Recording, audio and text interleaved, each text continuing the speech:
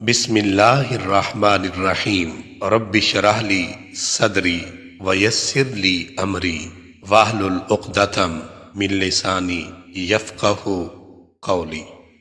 اللہ تعالیٰ کو خوش کر دینے والی دعا۔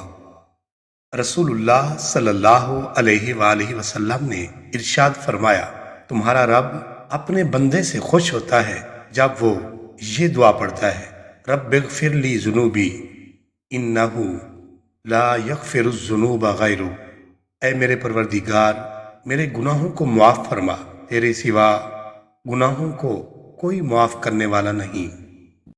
رسول اللہ صلی اللہ علیہ وآلہ وسلم نے ارشاد فرمایا، اللہ اس شخص کے چہرے کو سرسبز و شاداب رکھے جو ہم سے کوئی حدیث سنے اور پھر اسے ویسے ہی آگے پہنچا دے جیسے اس نے سنی۔